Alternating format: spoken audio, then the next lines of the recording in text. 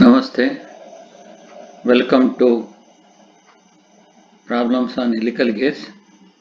Here we have a problem. Pair of helical gears with a 23-degree helix angle is to transmit 2.5 kilowatt at 10,000 rpm of pinion. The velocity ratio is 4 to 1. Both gears are to be made of hardened steel with an allowable stress sigma d is equal to 100 MPa. The gears are 20-degree stub and the pinion to have 24 teeth. Determine the minimum diameter of the gear that may be used and the required BHN. Data given. Helix angle beta is equal to 23 degree. Power P is equal to 2.5 kilowatt.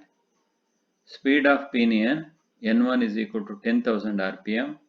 Velocity ratio I is equal to 4:1, that is 4. Allowable static stress sigma d1 is equal to sigma d2, that's equal to sigma d, that's equal to 100 Newton per millimeter square, because both pinion and gear made of same material. Pressure angle alpha n is equal to 20 degree.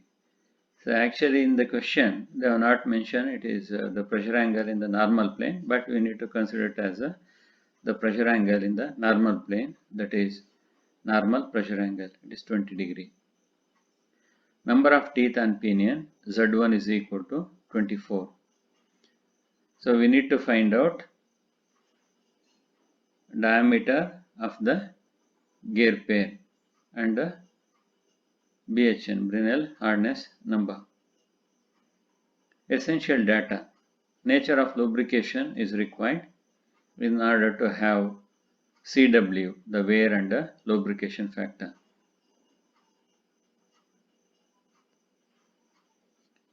Let us assume enclosed gears continuously lubricated with oil of the proper viscosity and characteristics. Therefore, from table 12.21, page 241, CW, that is the wear and lubrication factor for the above nature of lubrication is 1.15. That is enclosed gears continuously lubricated with oil of the proper viscosity. Wear and lubrication factor CW is 1.15. Also we require service condition. So in order to have service factor CS, that is not given in the question. So let us assume light shocks 8 to 10 hours per day working. So then service factor CS from table 12.8 page 235 is 1.25. That is CS is equal to 1.25. Solution. Step 1. Identification of weaker member. Since both pinion and gear are to be made of same material, the pinion is weaker and hence the design must be based on the pinion. So hence in place of Z we need to use Z1, in place of N we need to use N1, so on. Step 2. Calculation of normal module Mn. So in the helical gears, so we need to calculate normal module, that is M suffix N. So we have equation 12.24b in page 214. This is modified equation. Mn cube is equal to 2 into M suffix t mt Cw cos beta divided by sigma d Cv small k capital Y into Z. So here for sigma d we have to use sigma d1 because pinion is weaker, and k we need to take 10. K is the ratio of face width to the normal module. K is equal to b by mn. It's not shown here. Capital Y is pi into y1, and y1 is the Lewis form factor because this 1 stands for opinion. and Z is equal to Z1, that is number of teeth on a pinion. So we have to find out torque, and CW already we have taken 1.15. Beta is the helix angle, it is given as a 23 degree.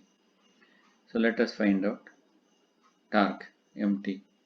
So we have the formula 9.55 into 10 to the power 6 into power divided by speed. So here in this case actually we need to multiply CS, that is service factor.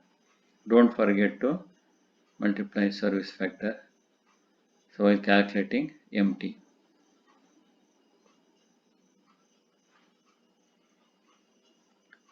So power is 2.5 kilowatt and the speed is 10,000 RPM, that is N is nothing but N1, that is 10,000 RPM, and service factor is 1.25.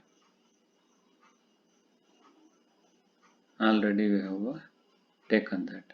So therefore torque MT is equal to 2984.375 Newton millimeter. Since the power is less and speed is high, torque is less here comparatively. So now Lewis form factor, this y1 we need to calculate. Y1 is equal to 0.175 minus 0.95 by ZE1. In equation 12.5e, page 204, actually for 20 degree stub tooth, we have expression y is equal to 0.175 minus 0.95 by Z is there. But for helical gears, we need to use equivalent number of teeth or virtual number of teeth or formative number of teeth. Same, okay. Virtual number of teeth is also called formative number of teeth. It is also called equivalent number of teeth. But in the data handbook, they have used ZE for equivalent number of teeth. Some other authors, they have used ZV, virtual number of teeth. Here it is equivalent number of teeth. This 1 is for pinion. Suffix 1 is for pinion. That's why we have used ZE1. For helical gears, we need to replace Z by ZE. So therefore ZE1 is equal to Z1 by cos cube beta. Actually Z is equal to Z divided by cos cube beta is there. So far we have used these suffix. So Z1 number of teeth on pinion is given 24 and cos cube 23 is 24 divided by cos cube 23 is 30.77. That is equivalent number of teeth is 30.77. You need not to round it off to a whole number or integer. It is just a virtual number of teeth, you can retain as it is. So now y1, that is Lewis form factor, is obtained 0.1441.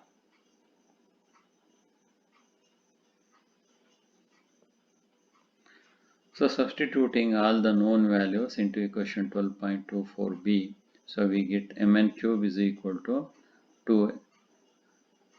This is torque, and this is CW, that is wear and lubrication factor, and this is cos beta, 23 degrees the helix angle. CD, that is 100. CD is nothing but CD1 here, and CV you have to retain as it is K 10, and capital Y is a small pi into small y. This is small y value, y is nothing but y1 here, and Z or Z1 24. So after simplifying, we obtain mn cube CV is equal to 0.58154.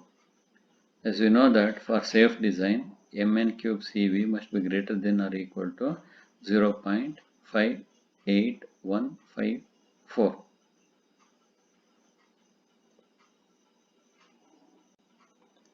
So by trial and error method, we need to find out value of a module.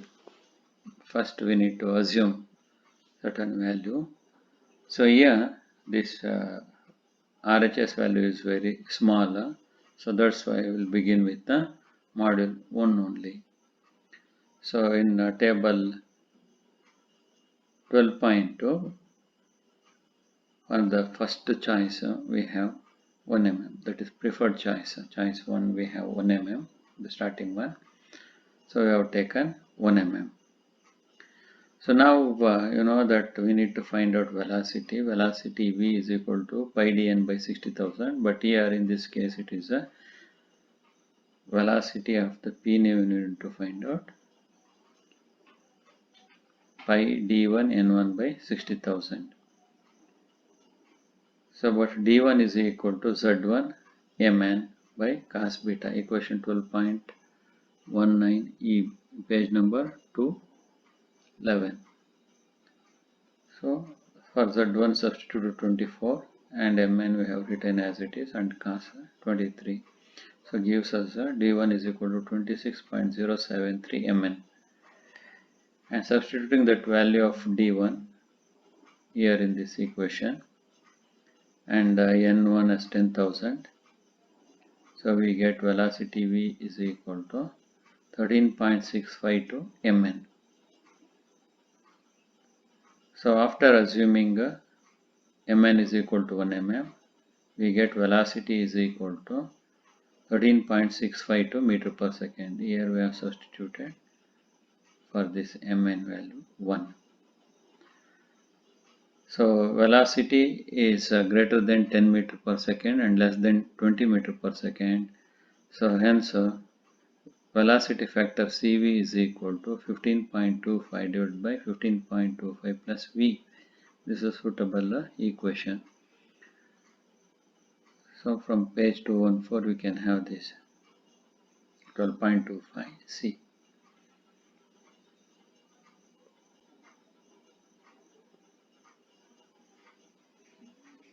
Now we have substituted 13.652 this velocity value here and we get Cv 0.5276 and we are substituting for Mn 1 and for Cv 0.5276 we get 0.5276 which is less than RHS value, that is 0.58154. So hence Mn is equal to 1 mm is not suitable. So in table 12.2, so we have next higher standard module is 1.25 mm. Now let us assume Mn is equal to 1.25 mm.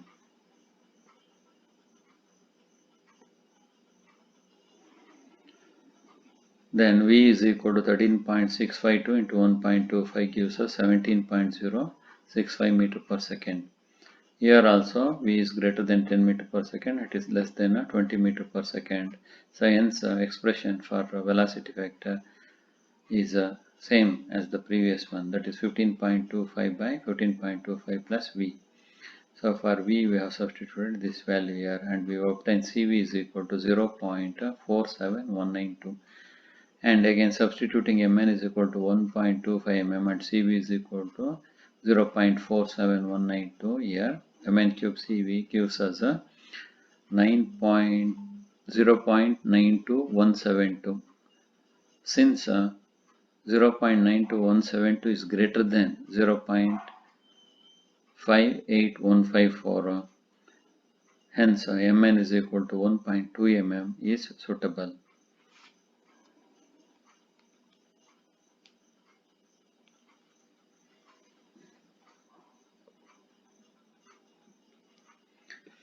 Therefore, d1 is equal to 26.037 mm, that's equal to 26.073 into 1.25. For Mn we have substituted 1.25. We get d1 is equal to 32.59 mm. So d2, the pitch diameter of the gear. d1 is pitch diameter of the pinion and d2 is the pitch diameter of the gear. So that is 4 times d1 because velocity ratio I is 4, that I is equal to d2 by d1. So d2 is 4 times d1. So hence d2 is 130.36 mm. So step 3.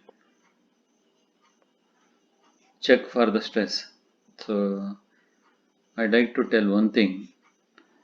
So when you follow this method, that is trial and error, substituting value of Mn in this Mn cube CV, and usually you will make sure that that LHS is greater than or equal to RHS. Obviously the design will be safer, but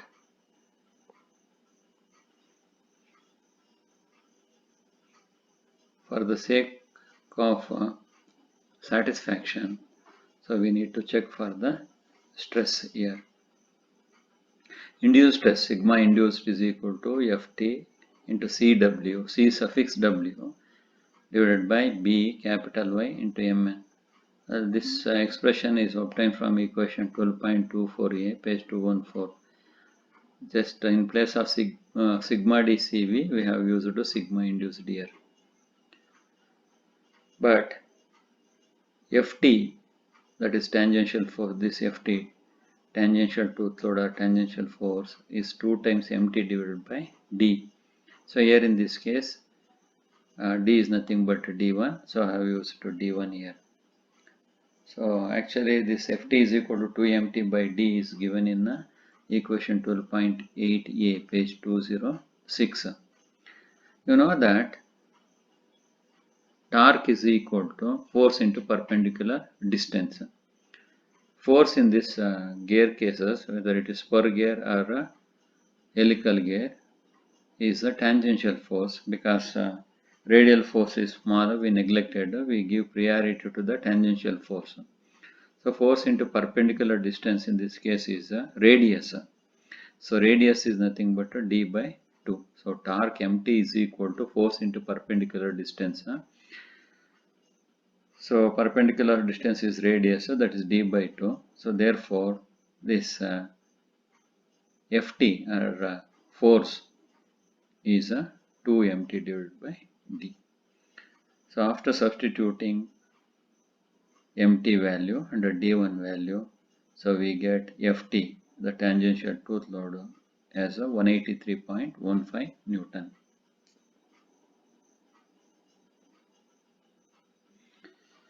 So now substituting all the known values for sigma induced. So Ft, Cw, face width, B is face width, B is equal to 10 times Mn, because K is 10 we have taken, so which gives us a 12.50 mm. And capital Y, pi into small y, here y1, and Mn 1.25. So we get induced stress as 29.78 Newton per millimeter squared. And also we have formula for allowable stress. Allowable stress, sigma allowable is equal to sigma d into Cv. Sigma d is 100, that is sigma d1 is 100, and the Cv is 0.47192. So gives us allowable stress 47.192 Newton per millimeter squared. So since sigma induced is less than sigma allowable, that is 29.78 is less than 47.192 Newton per millimeter squared, the design is satisfactory. Also in terms of effective force or effective load and dynamic strength, so let us check whether the design is satisfactory or not. So effective force or effective load is equal to Ft divided by Cv. Ft you know and Cv you know, substitute that, you got 388 Newton F effective. Dynamic strength Fs is equal to sigma d B capital Y into Mn, equation 12.26b. So Fs is equal to 100 into 12.50 into pi into 0.1441 into 1.25. So Fs is equal to 707.35 Newton.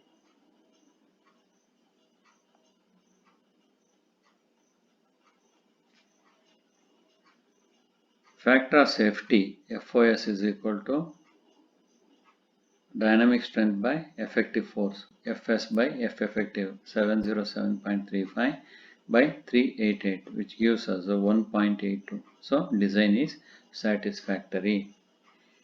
Fs is greater than F effective, it is 388. 707.35 Newton is greater than 388 Newton. So design is satisfactory. The factor of safety is 1.82.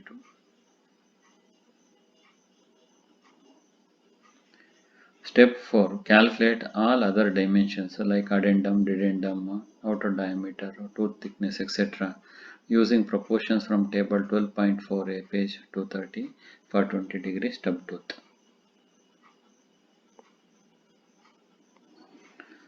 Step 5. Calculation of dynamic load.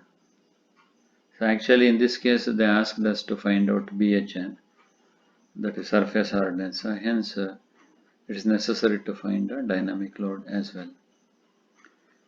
FD is equal to Ft plus K3V into C into B cos cube beta plus Ft into cos beta divided by K3V plus square root of C into B into cos square beta plus Ft. 12.26a, page 214.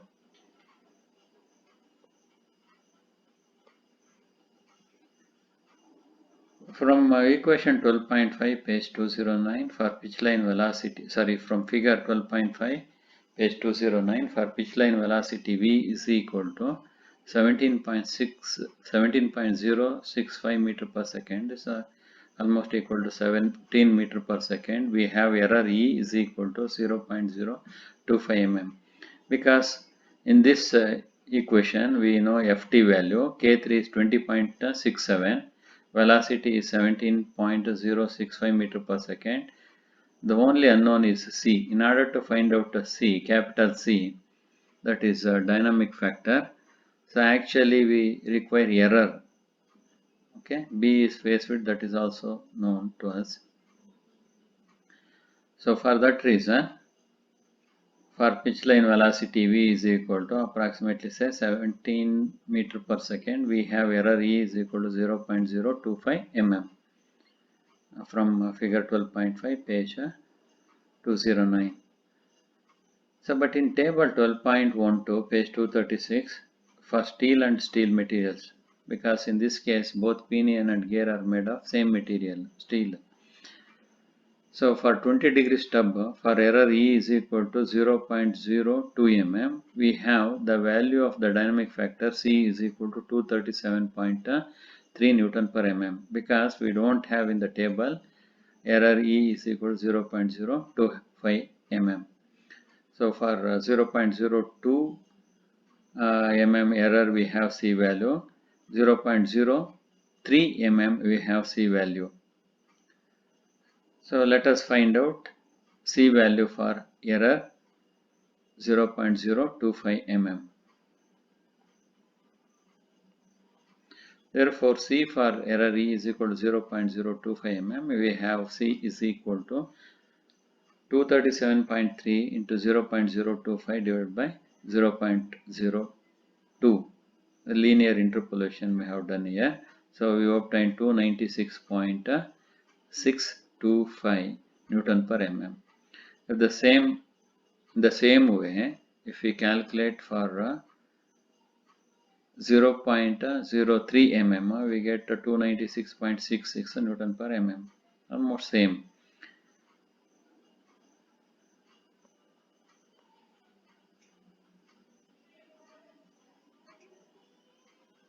So therefore FD is equal to 183.15 plus K3, velocity value, C value, phase width B value, and this is helix angle, and Ft 183.15 and cos 23. So after substituting and simplifying, we get Ft dynamic load 2811.36 Newton. It's better to calculate twice. There's a possibility of making mistake.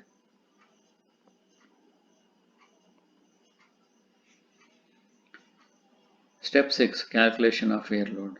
So wear load FW is equal to D1 BQK by cos square beta, equation 12.26c, page 214. D1 we know, B we know, so Q is ratio factor, that is 2Z2 divided by Z2 plus Z1. So we get 1.6 because Z2 is 4 times Z1. So Z1 is 24 and we get Z2 is 96. After substituting and simplifying, we get a Q value as 1.6. And if you don't want to use Z2, this equation, that is 2Z2 by Z2 plus Z1, you can also use 2D2 divided by D2 plus D1. But in the design data handbook, what we mentioned, that is 4th edition. So instead of D1, it's printed as only 1. Please make that correction. D2 plus D1, this is 2D2. Okay. It's better to go with the 2Z2 by Z2 plus Z1 rather than going with the D2 and D1.